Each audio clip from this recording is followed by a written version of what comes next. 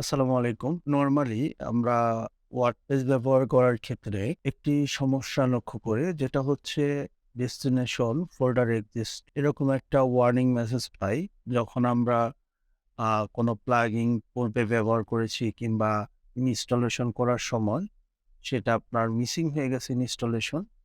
সেক্ষেত্রে আমরা ওই সমস্যাটি পেয়ে থাকি নরমালি।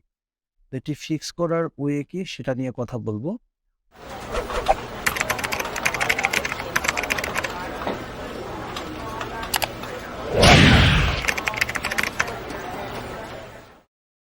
তো এটি ফিক্স করার জন্য আপনার সি প্যানেল কিংবা আপনার যেকোনো প্যানেল হতে পারে, আপনার প্যানেলে চলে যেতে হবে। তো চলুন আমরা সি প্যানেলে লগইন করে নিই।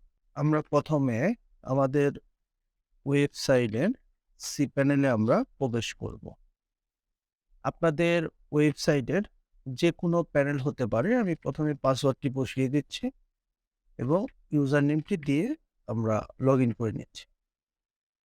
লগইন হওয়ার পর আপনার যেটি করতে হবে, ফাইল ম্যানেজারে প্রবেশ করতে হবে এবং পাবলিক HTML এ যেতে হবে, WP কনটেন্টে যেতে হবে।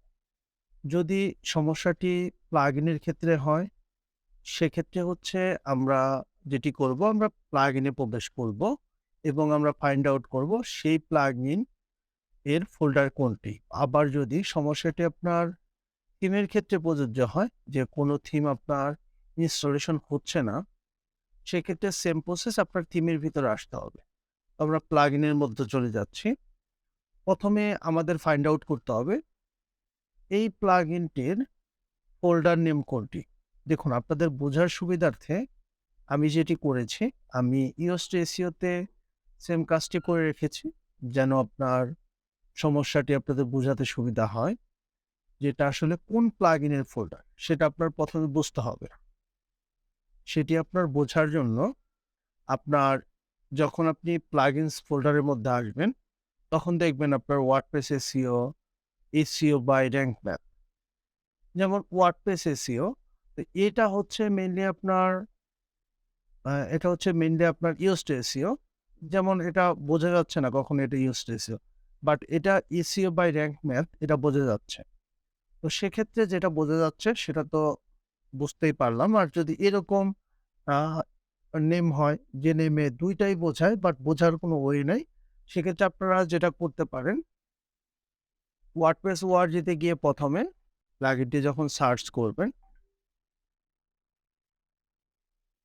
এখান থেকে ডাউনলোড করলে আপনি দেন হচ্ছে এটার ফোল্ডার নেমটি আপনি অ্যাকচুয়াল দেখতে পারবেন যে এটা কোন ফোল্ডার নামে আছে।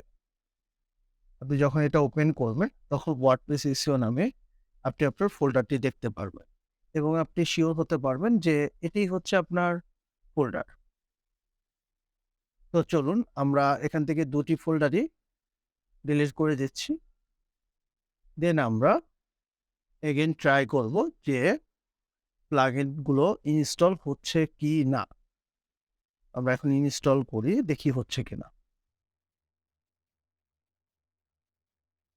জি, আমাদের প্লাগইন ইনস্টলেশন ডান। আশা করি বুঝতে পেরেছেন কিভাবে করতে হয়। তো আমি আপনাদের বোঝার সুবিধার জন্য আমি প্লাগইনটাকে অ্যাক্টিভেট করেও দেখিয়ে দিচ্ছি এটা কিভাবে অ্যাক্টিভেট হয় কিনা। তো আই হোপ সবাই বুঝতে পেরেছেন। আমাদের প্লাগইনটি অ্যাক্টিভেটও হবে। দেখুন, প্লাগইনটি অ্যাক্টিভেটও হয়ে গেছে। তো ধন্যবাদ সবাইকে। হোস্ট বাইবিটির সাথেই থাকবেন। এরকম ইউনিক সমস্যার সমাধান আমরা ইনশাল্লাহ দিয়ে যাব সবসময়।